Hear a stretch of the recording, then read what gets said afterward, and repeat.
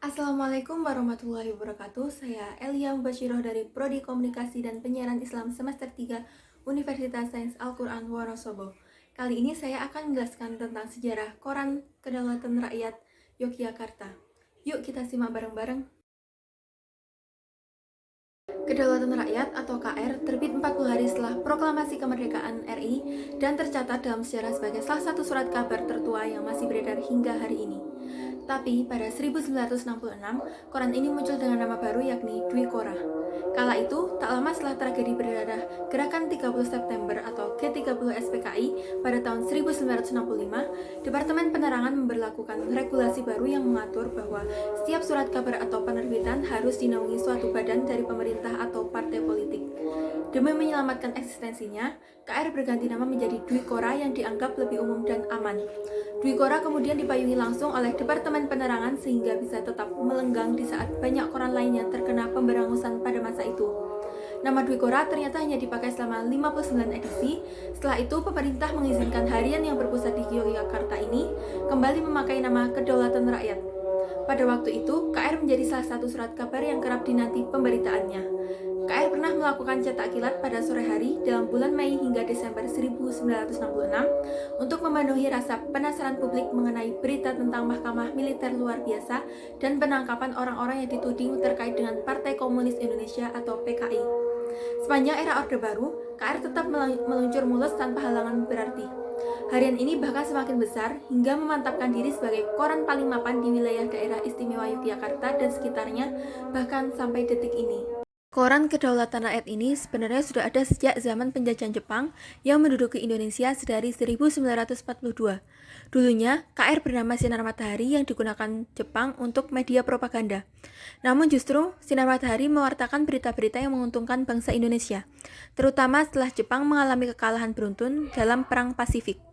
Orang-orang Indonesia yang menjadi jurnalis atau pegawai koran Sinar Matahari kala itu antara lain Sumantoro, Bramono, Mulyono, dan Samawi. Mereka inilah yang menjadikan surat kabar yang seharusnya menyiarkan propaganda Jepang justru sebagai media informasi bagi rakyat Indonesia, khususnya di wilayah Yogyakarta dan sekitarnya. Akibatnya, pemerintah Jepang mengancam akan menutup koran tersebut. Namun, sebelum itu terjadi, para anggota redaksi Sinar Matahari justru memilih menghentikan penerbitan untuk sementara. Kemudian, Sinar Matahari yang sempat mati suri karena pemberhentian penerbitan untuk sementara, akhirnya dihidupkan kembali. Namun, nama yang dipakai bukan lagi Sinar Matahari karena nama itu identik dengan simbol Dai Nippon.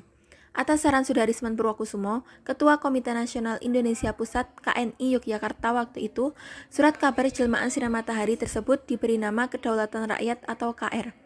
Nama ini diambil dari nukilan pembukaan UUD 1945. Para jurnalis Indonesia yang dulu bekerja di koran Sinar Matahari kini mengawaki keredaksian Kedaulatan Rakyat.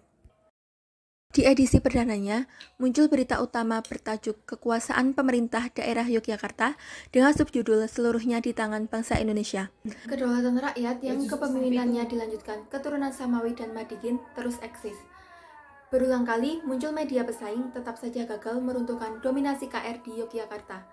KR terlalu sukar diruntuhkan lantaran punya akar sejarah kuat dan memiliki banyak pelanggan kultural yang setia.